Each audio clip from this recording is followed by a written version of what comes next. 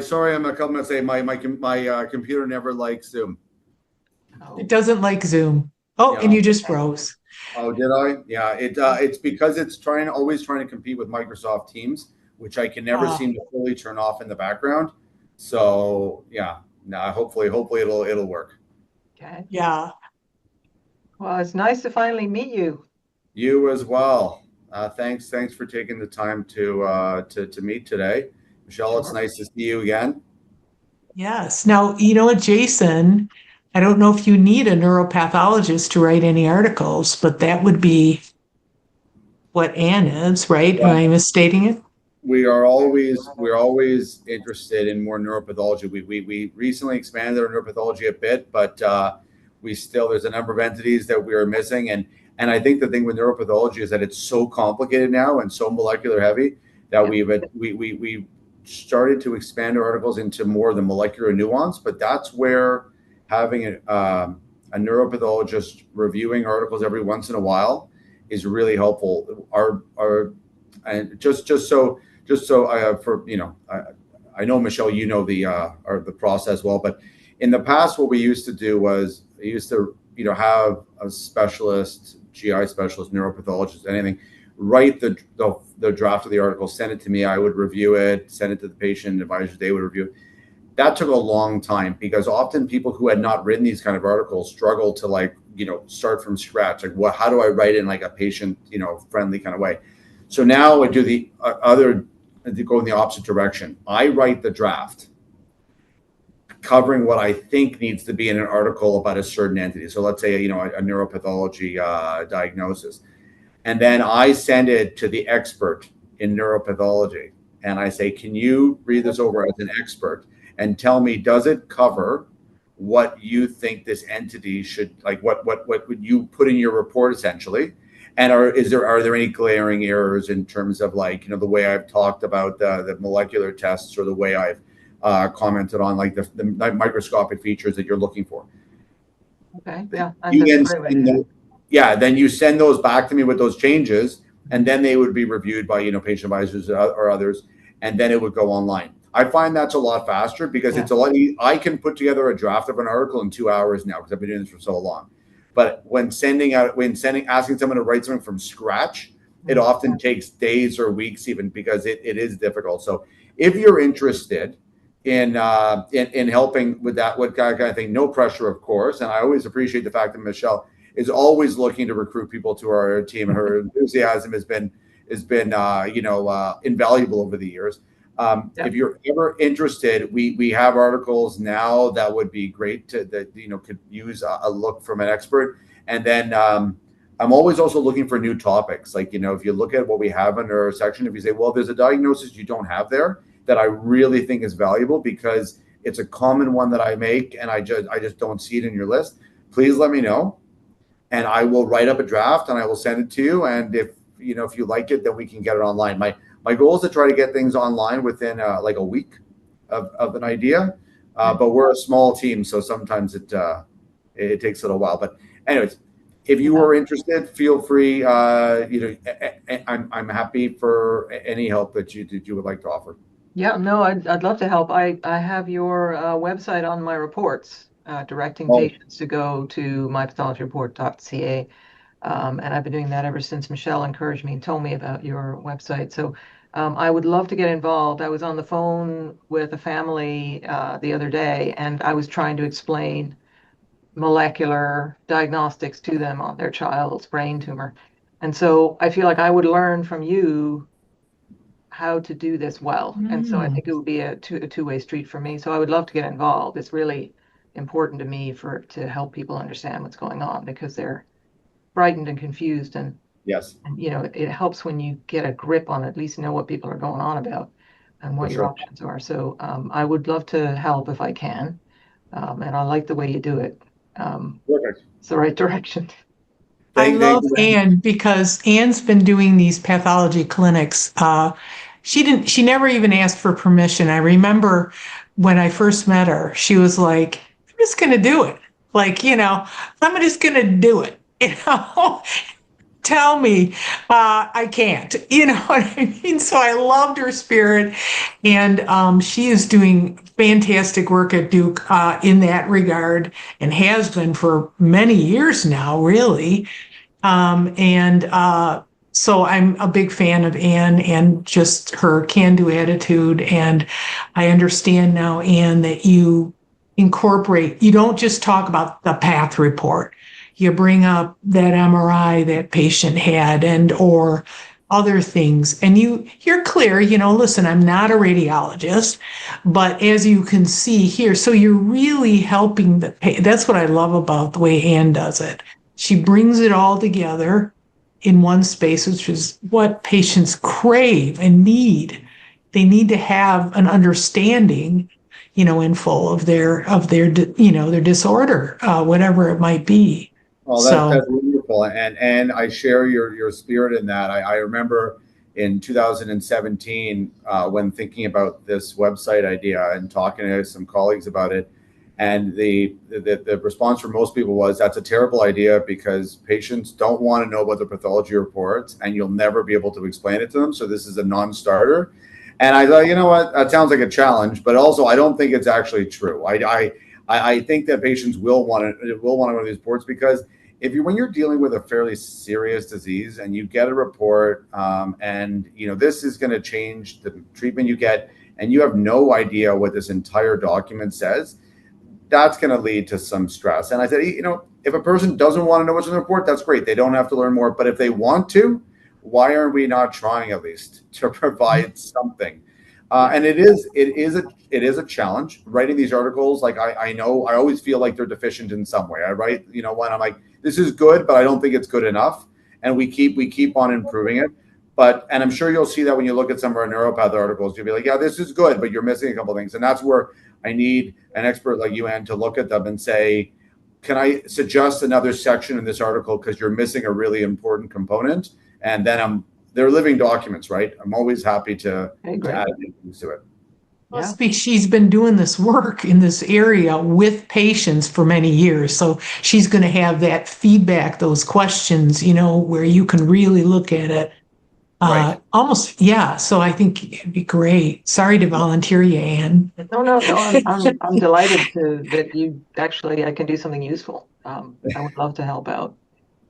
So yeah. Well, we after our meeting, and I could send you. Well, where our articles are. If you wanted to just take a look at what's up there now, and let me know, you could send me an email after to tell me if there are any articles that need updating, or like with the ones that you really think need to be changed first.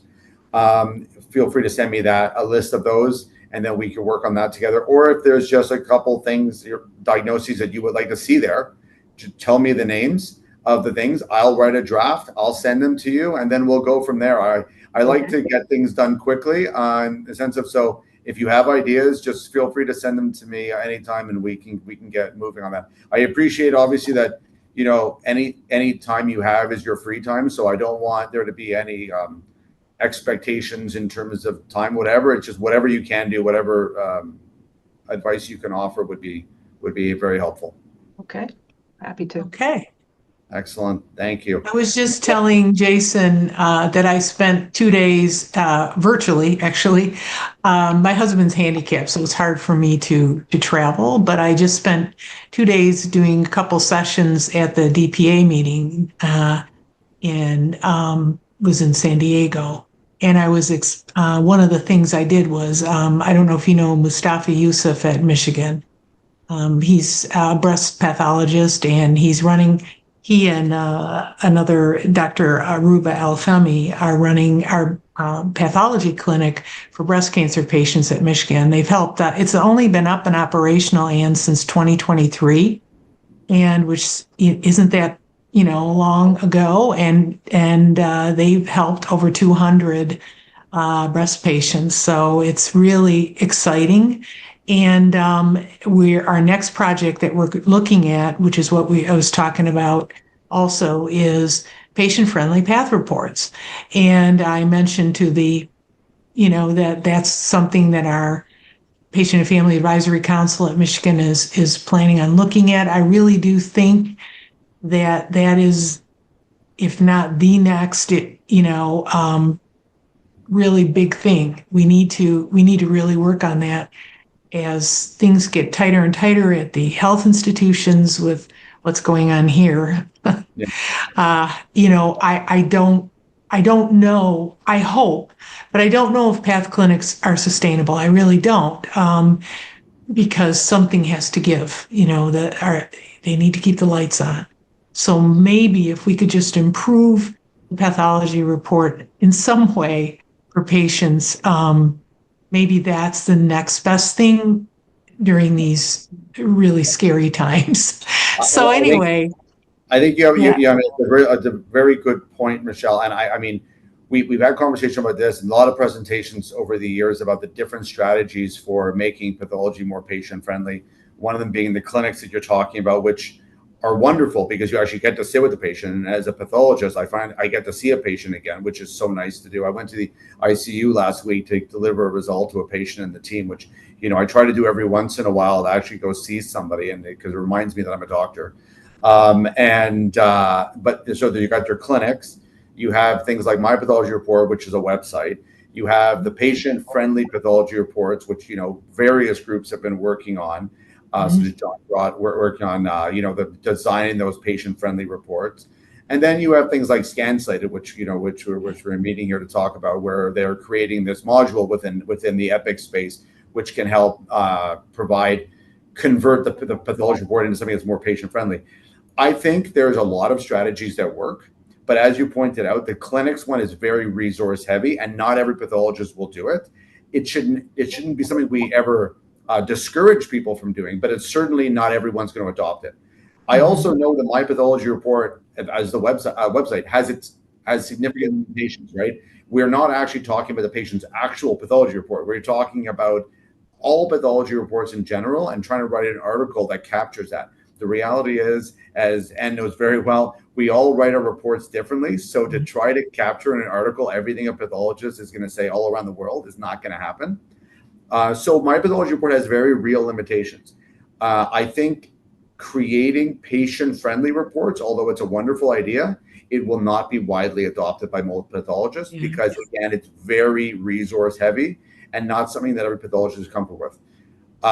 I think a combination of methods will work best. I got involved with the Scanslated team when they approached me after I gave my presentation at the Mayo Clinic in Phoenix last year. They approached me about this. And the reason I was interested in work with them is because it actually was flexible. It actually was something that could be rolled out to many patients. And they didn't have a pathology product, and they wanted to know if they could use the My Pathology Report content to create this. And I said, sure, go ahead. Because I know My Pathology Report alone does not help all patients. And my goal is simple. I want as many patients as possible to see patient-friendly explanations. I don't care if they're coming to the website or if they're using Scanslated or anything else, as long as they get some help. So I've been enthusiastic to work with them on this, and so I'm biased because I have helped write their pathology definitions, and a lot of their definitions are straight out of My Pathology Report. But I do think it's a good product, and I think it's an adjunct to all the other stuff that's being done. There should be patient clinics where we can do them. We don't ever get rid of those. I plan to continue making this website because I know that all over the world people do visit it. Not everyone has Epic, right? We get a lot of visitors from Asia, from Africa, Eastern Europe, the Middle East, where they don't have Epic, and they will not be getting the Scanslated module, and their pathologists. Well, they don't have pathologists in a lot of these, or they have one for the, Exactly. So we, these people in a lot of those countries just send us their entire report and say, what does this mean? They have no clue. Wow. And so if we're helping them, that's wonderful. And so we're going to keep making the website no matter what, because I know we're helping people out there. Yeah. But Here comes somebody. Is it Nick going to be joining us? Yes, it looks like Nick. Yes. Okay, yes. I can't see him yet. No, we can't see him yet. Okay. So, I do believe that a combined solution is important. And I was interested to hear that Michigan was considering it and I'm actually trying to convince the Ottawa Hospital now to also take this on. Nick, can you hear us? Oh, good. Hello. Hey, Nick. I think we can, We can see you. there we go. Can you hear me? Yep. Yes. Yes. Okay, great. So sorry I'm late. I was in doing a kyphoplasty and it went a little long, so apologize. That seems reasonable. Yeah, absolutely.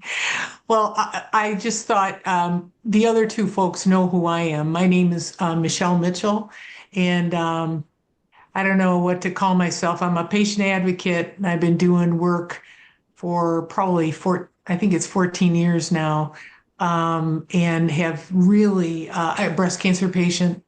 I've had 2 scares since my original diagnosis in '06. Never saw my pathology report back in '06. That just didn't happen.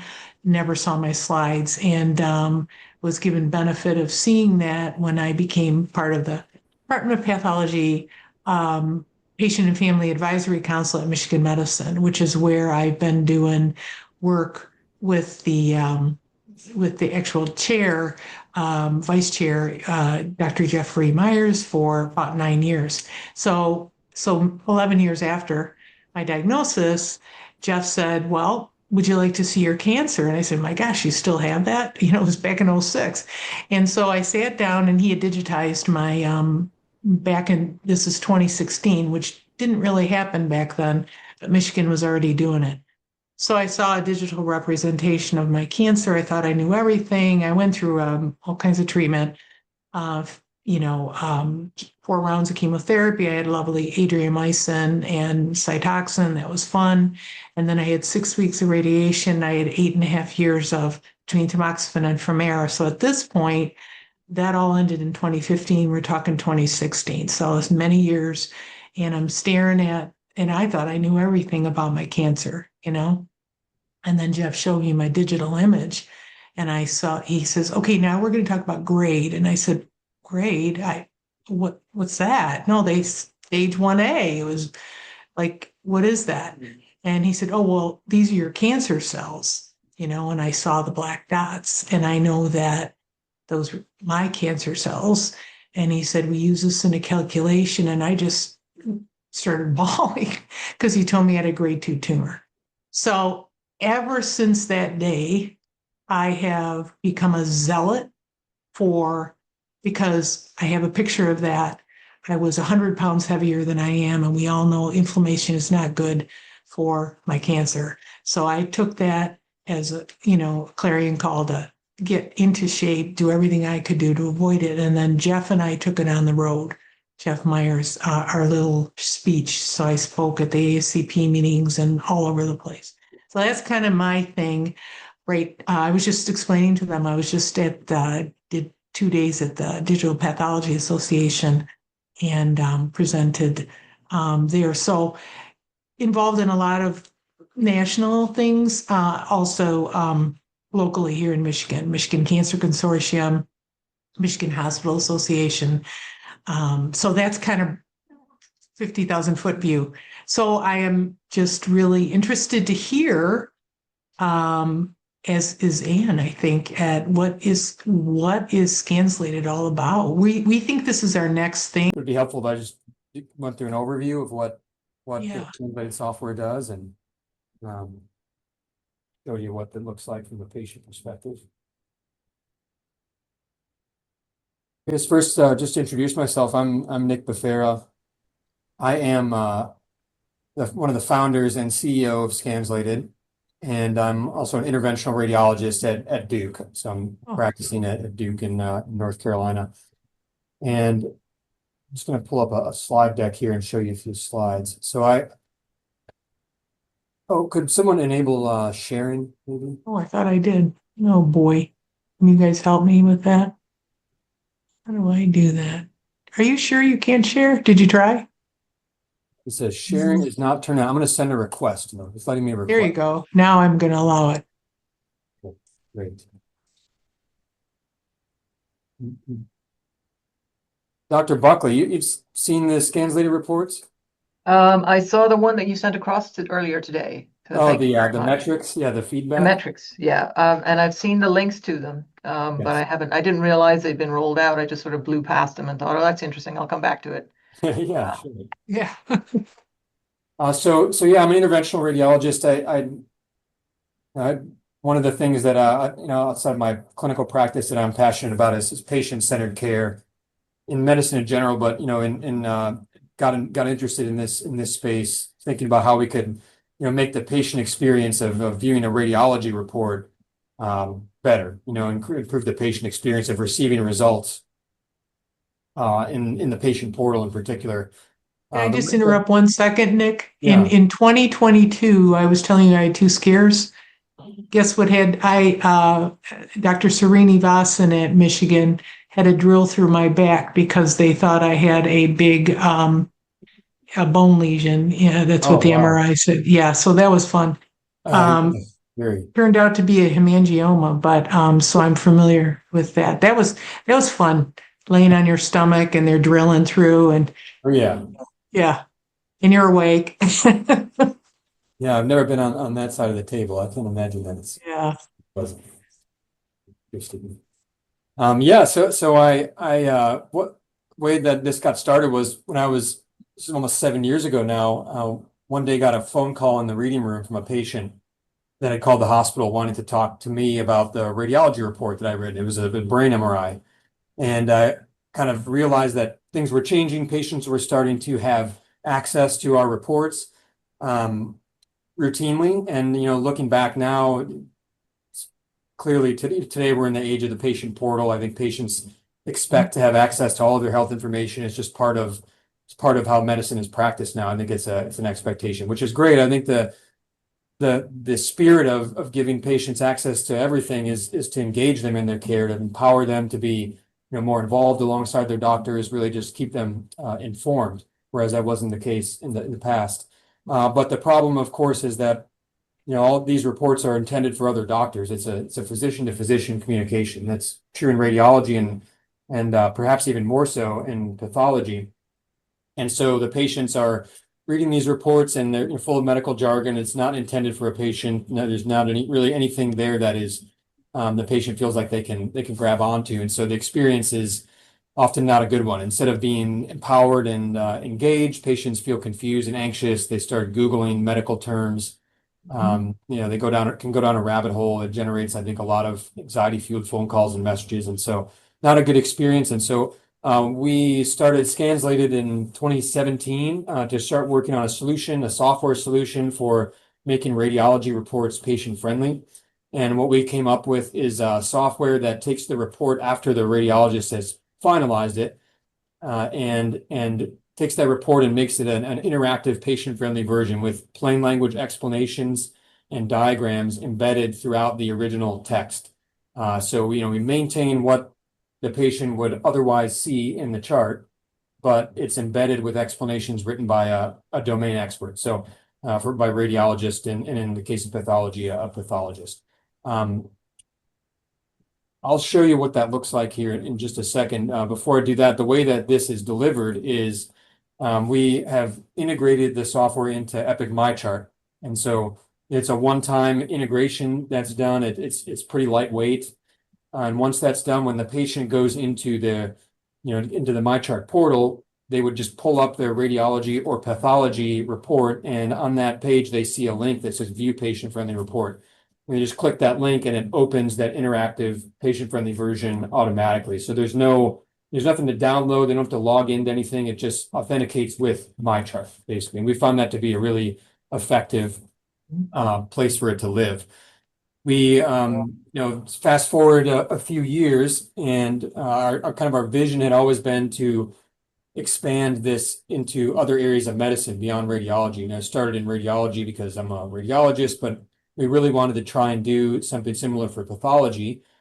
Started working on building out a pathology explanation library with Duke, and then had the good fortune to meet Dr. Wasserman and found out and saw what he was doing with MyPathologyreport, and saw that he also shared a passion for this and had done a lot of the work already in making these great patient-friendly explanations. And so we we have collaborated to bring some of that content along with what we built with Duke into this software, so that the patients are seeing explanations written by board certified pathologists when they click on the words and phrases in the report.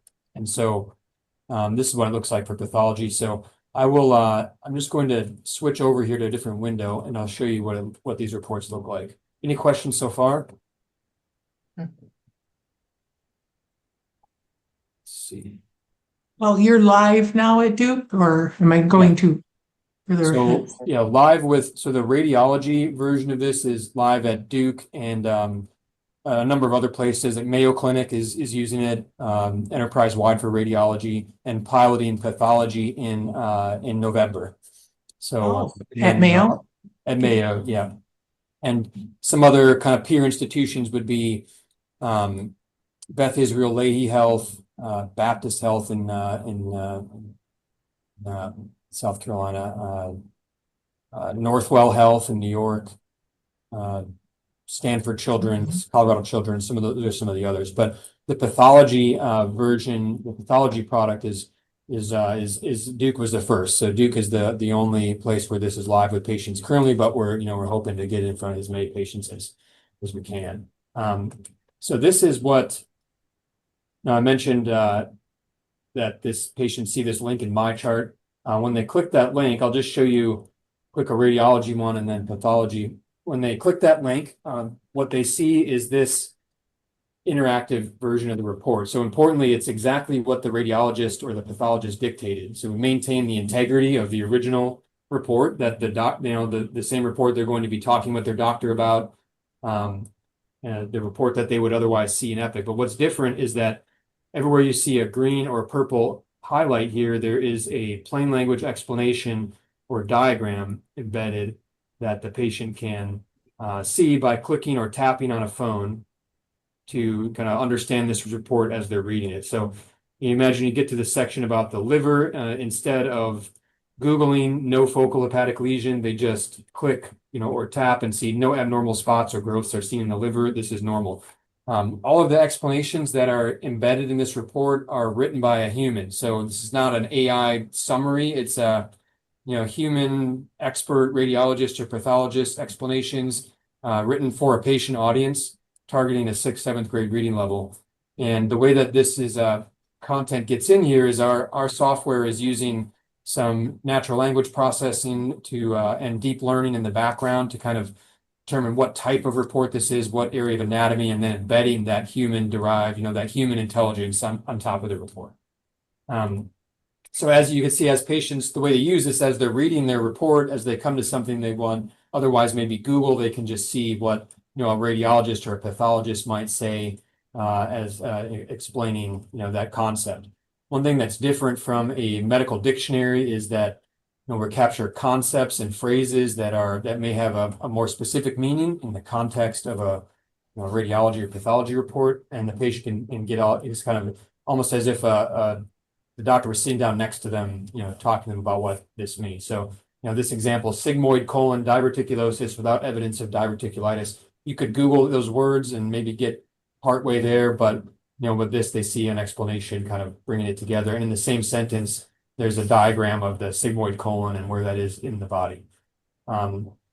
You'll notice, just point out quick while we're here, this translate button. So we have these explanations available in some other languages, sort of to address some of the health equity piece as well. So if a patient's Spanish speaking, they switch to Spanish, the explanations now show up in Spanish as they click through the report. And so there's also an interactive diagram in some of these reports where they can learn more about the anatomy of the part of the body that was scanned, learn about the different organs, what they do, etc.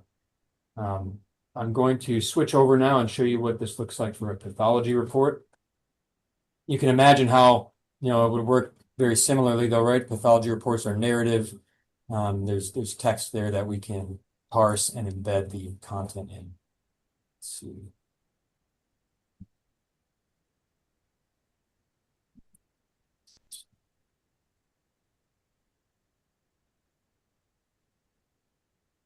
So these are some sample reports from Duke.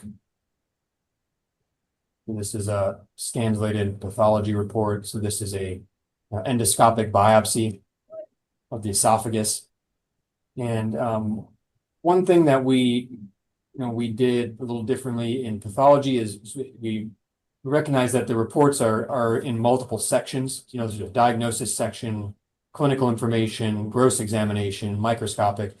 That's a little different from radiology. So we added these section explainers that should kind of guides the patient on how this report is structured, how they might best interpret it. For example, at the in the diagnosis section, this is a concise summary of the results. It contains the pathologist's final conclusions based on testing or examination of the tissue. So a patient might not know that this is where they should focus their attention, but we're telling them that. And then, and similar to how the radiology works, they click through as they're reading here, and we'll see explanations, written by a pathologist explaining these concepts. You'll see that there's some pathology specific diagrams. This is from mypathologyreport.com. This is Dr. Wasserman's material here, and we've embedded a lot of the diagrams and the explanations from his articles, along with some of the content we wrote with the Buckley pathologists. And with all that together, we've got pretty good coverage where, as patient goes through this, there's really a lot of material for them to understand the report. I'll switch over and look at another one. This is, let's do this one.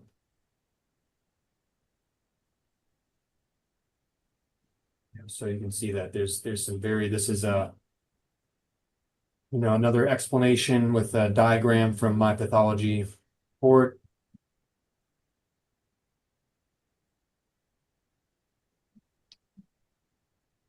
Another one here. Thyroid. This is a report from a parathyroid excision.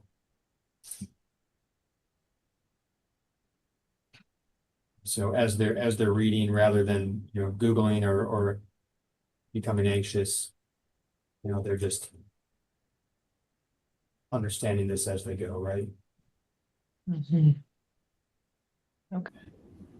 If I could just add something at this point, when I learned about what Nick and his team were doing for Scanslated, I thought it was really exciting because it filled. There was a gap in the work that we were doing, and I knew that we could only reach so many people by creating a website for the generic pathology report, the one that trying to capture what the average report might say. But I was always interested in a way of integrating our work directly into pathology report, because that's ultimately how you make a genuinely personalized experience for a patient. Mm-hmm. You want to be able to talk to them about what's in their report, mm-hmm. to take the content and to actually make it, individual for that patient. And I think this software, this tool they've created really does that. And it's always so much fun for me to see some of the pictures created by Dr. Gorski, our artist, in the Scanslated product, the H&E one there, because that is exactly where we want to see these explanations in these images. We want to see it in the patient, so the patient doesn't have to go anywhere to get that explanation, and they can read about it in the middle of the sentence when they're trying to understand it. Yeah. This is another way of reaching more patients. And I think it is ultimately the most effective way of helping patients, understand this. And that's, I'm not trying to put down the website in the sense that what it's doing, it has its value. But I think when you take the explanations and you put them live into a report, that is really where patients get the most value. And so I'm really excited to be working with Nick and his team on this, because it's such an important piece of this puzzle. And I'm saying that as a pathologist, but of course, ultimately it's for patients to decide. But I know as Nick has also great reviews from the patients, but this is a really important adjunct, and I think it offers the greatest possibility to reach patients right where they are in the middle of their report. So it's fantastic work, honestly. Mm-hmm. And how you're live, and I don't know how long you've been live. on the pathology side. I'm curious to know what the patients think about it, and are you incorporating whatever their thoughts are into the kind of a, continuous improvement process? Also wondering how long Mayo's been live with or you said they're going in November with the PAT. With pathology, yes. So that's a great question. And one of the ways that we collect patient feedback is, I don't know if you noticed, but in that in the interactive report, there are feedback questions right at the bottom that ask the patient about their experience, and then there's an opportunity for the patient to leave a comment. We ask, was there anything that needed to be explained better that that you thought could be improved? And then many patients will just leave comments about their experience of viewing the patient-friendly report. So this is metrics and feedback from Duke Pathology specifically, since we turned it on in July 29th through a couple of weeks ago, September 24th. In that time, there were over 5,000 of these patient-friendly reports viewed, and patients spent a total of 300 hours interacting with them. So 300 hours of engagement time. Here's some of the survey feedback from that period. So, I think we come on to see if does this help you understand your report? Number one, if you clicked on the highlighted words, do the explanations help you understand your report? 95% of patients with pathology so far at Duke have said yes. 93% said this made them feel more prepared for a follow-up visit, and then they're more likely to choose Duke Health. So maybe see it as a differentiator as well. What's really cool to see is the patient comments. So I'll let you take a look at a couple of these. I'm going to zoom in a little bit. But these are all from Duke patients from the last month and a half. So, I cried when I read this report because for the first time I better understood the pathology report and the nature of my disease. I mean, that's really on mission for us, and I know for Dr. Wasserman as well, to be able to, to improve the patient experience in that way. So, see, I won't read all these, but these are all just kind of a handful of the comments that patients leave. Amazing customer service, very helpful to have diagnosis written in layman's terms. Thank you for breaking down the information. Very helpful. And how many respondents? I'm sorry, I didn't write. I was curious. How many? I think it was 5,000, or how many patients responded to the survey? Oh, 50. So 5,000. So this isn't just in the month of August and part of September. There were 5,000 plus of those reports viewed, and then about 10% or 20%, sometimes, depending on the day, 10 to 30% of patients will fill out the survey Okay. Sorry, let me correct that. About 30% will answer at least one survey question, and then about between 5 and 10% will actually leave a written comment, which is better than you would expect for a kind of online survey type of stuff, right? So this is what we've got from that 2 months. Let's see if I can show you some metrics from the radiology side as well.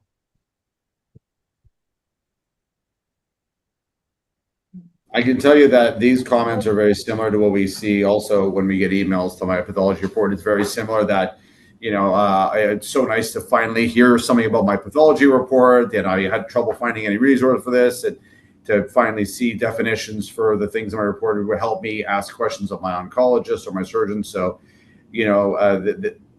not every patient is going to want it, but those who do, as you know very well, Michelle, those who do want this benefit from it greatly, and that's really our mission here.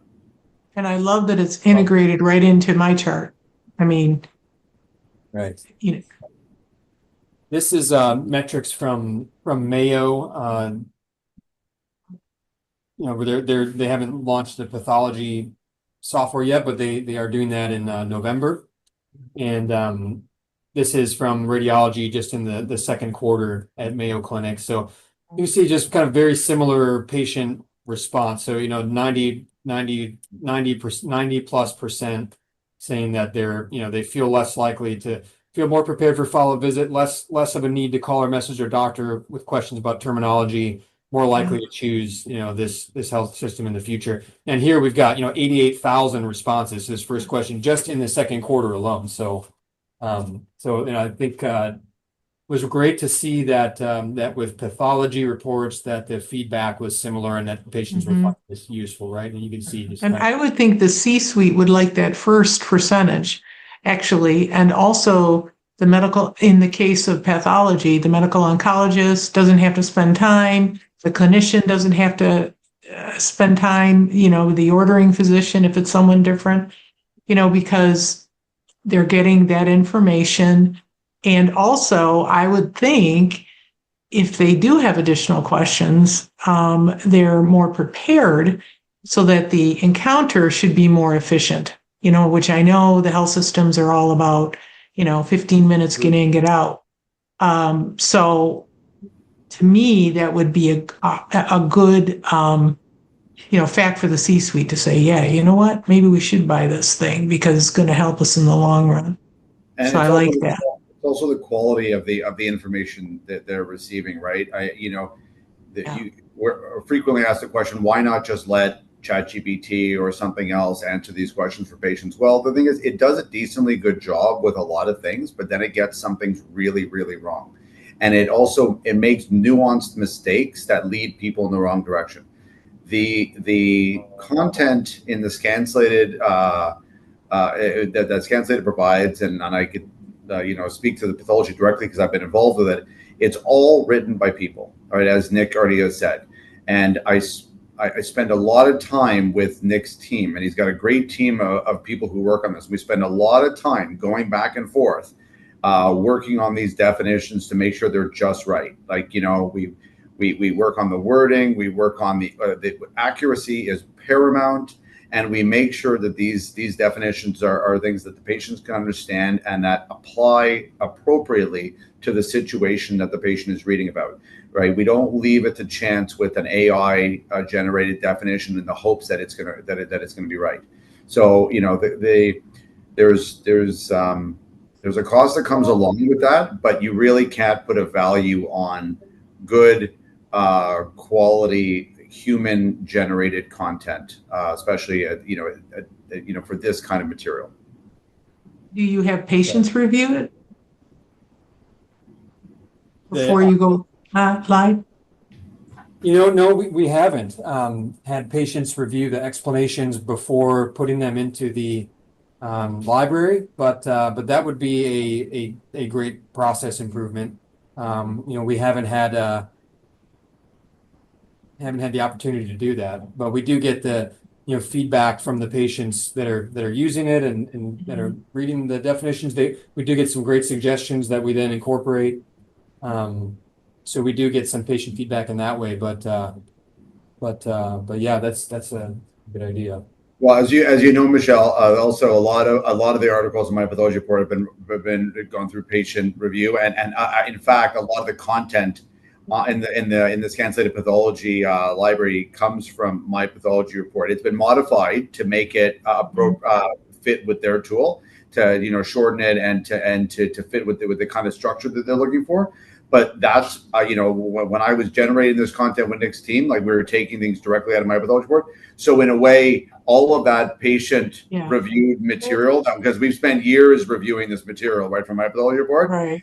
That was one of the reasons for this collaboration, was that we're already taking stuff that's been vetted, stuff that's been out there for years that we know patients have had a chance to review with us, and now putting that in there. So although it was not, as Nick said, not directly reviewed again, this is material that has been reviewed in the past by patients. And Nick, I'm one of the reviewers on my pathology report. So that's what prompted me to ask that question. Yeah, Michelle has provided many hours of feedback for many of our articles. So you already are benefiting, Nick, from her expertise in a lot of the material you're seeing. So when like for dysplasia here, dysplasia could have run by Michelle years ago, and so now we're seeing it in a different form.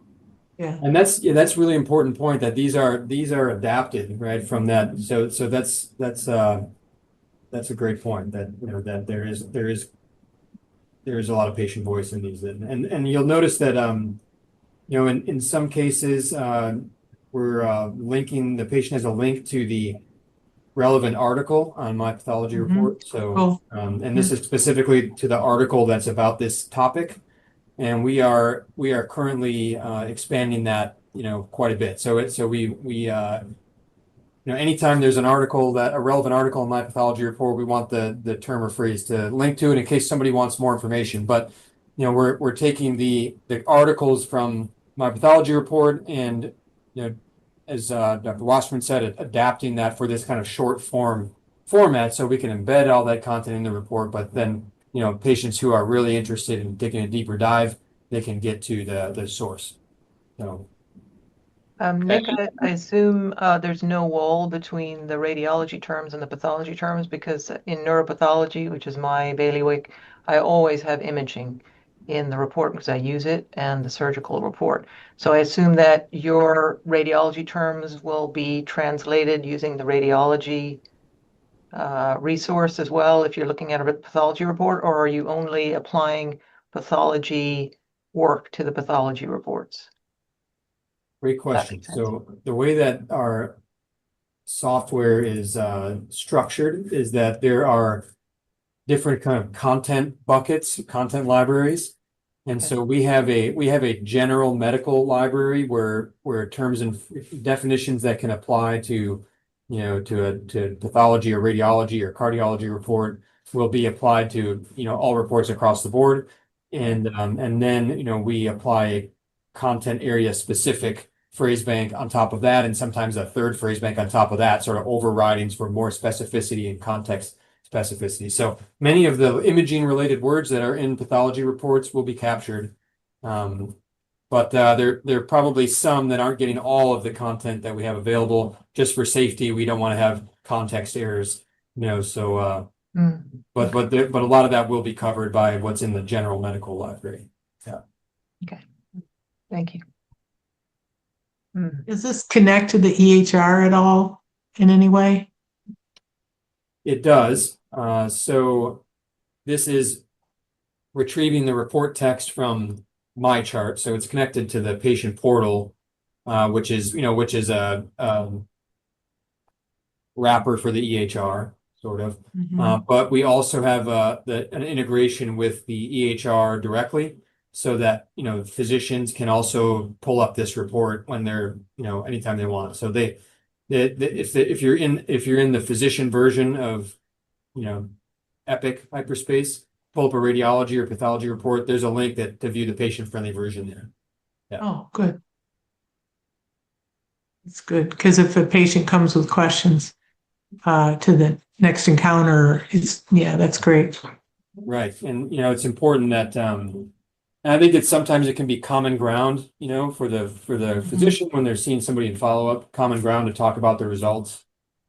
Some people are using it that way. Some people just are interested to see what the patient's seen. One thing I would point out that's important is that we built this to be as useful as possible, but also for safety. So there has to be an exact match with words, phrases in the report in order for an explanation to be shown. We're not doing any, guessing or fuzzy matching. And so what that means is that sometimes there won't be a definition for something. It'll just be the word that would, this original word that was in the report.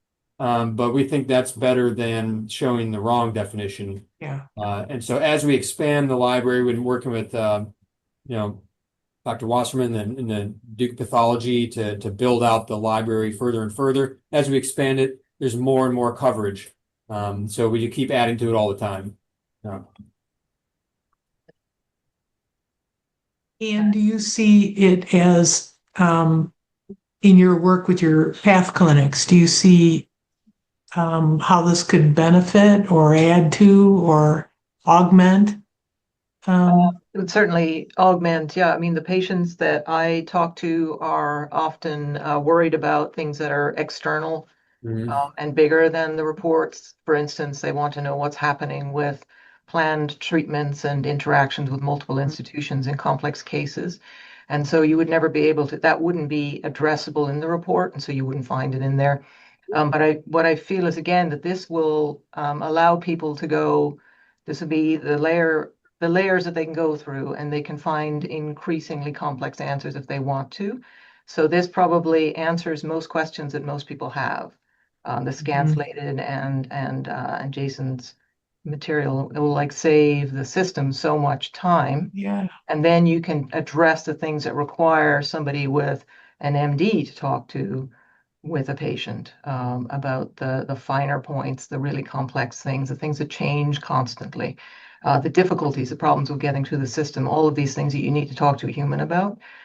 But this is absolutely fantastic. I can see that there's an enormously positive response. It's almost unbelievably positive over a long period of time with the radiology reports. And so this I see is freeing us up. I mean, what I see AI doing for pathology is freeing us up from the things that humans are not so good at, the kind of slogs, counting mitotic figures, that kind of thing, the things that we are not great at. The machines will do it. So I see pathology becoming more and more patient engaged because the work gets more and more complex. The reports and the diagnoses are more and more difficult to understand. And so it allows us to spend more time talking to patients. I think that's what I see in the future, because the sort of the stuff of kind of the slog of getting through things accurately will be taken over by machines, and then we'll be more engaged with patients in the future, which and I think for a lot of us, the loss of patient contact was a drawback almost. So it'll be nice I see that that's the future of it. It'll be more explaining the really difficult, complex stuff to patients on a human level, because all of these initial layers will take care of the basic questions that take up a lot of people's time. And the patients don't need to make an appointment to talk about this stuff. So they'll come in educated, and they'll have already, all the basic questions have been answered, and they can ask about the complex things that require very specific interpersonal interaction. So this is fantastic. And it's really, it's bright, it's attractive, it's easy to use, it's intuitive. It's got all of Jason's work, like and Michelle's work already just taken into it, and it works beautifully. I'm highly enthused. I didn't realize we'd even started it. I think I was out of town when it opened, so this is great. Thank you guys. This is awesome. Yeah. Something exciting happening. Yeah, that sounds great. And this requires a multimodal approach, Michelle, as you know, like, and was saying the same thing, that we're not going to solve this all with just clinics or a website or even Scanslated alone. The patient-centered model requires various tools to really capture everybody. And I see it starting with what Scanslated offers. I see some people linking out and then going to the MyPathology Report website to learn more in depth about specific diagnoses, or click from one definition to another and just learn about a bunch of things. And then I see other people at the end still saying, you know what, I'd really like to meet with my pathologist still. Like I get it. I have even more questions now because I have an understanding now, but now I want to get into some details. And then I see some reaching out to pathologists, but we can't meet with every single patient, and MyPathology Report will never be able to provide all the information for every single patient.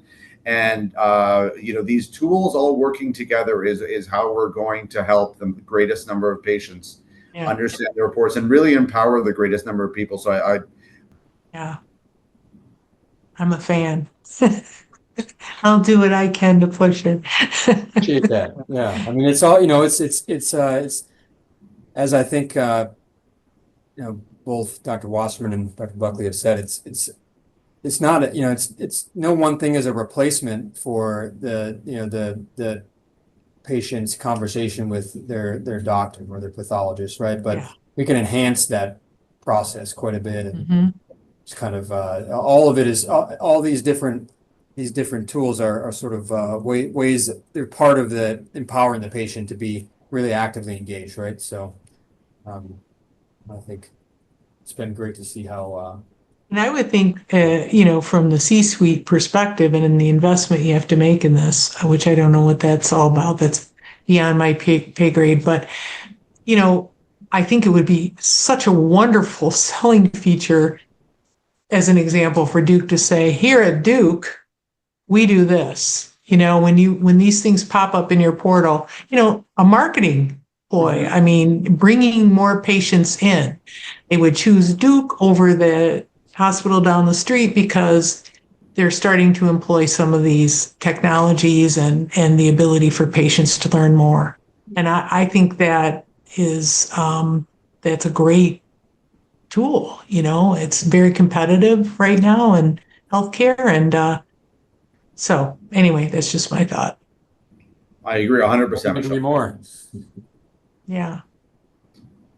If there's Well- anything, if you have any questions for me, Michelle, about how the pathology could help Michigan, please, of course, reach out to me anytime. Nick is obviously the Scanslated expert. I am, the person here helping them out or develop their pathology content. But I'm always happy to talk about the pathology content they've created and why I think it's helpful for the patients here in Michigan. So feel free to reach out to me anytime. And we'll continue to talk by email because I'm more than happy to accept your offer to help with our neuropathology and expand our library. Yeah, continuing the conversation for sure.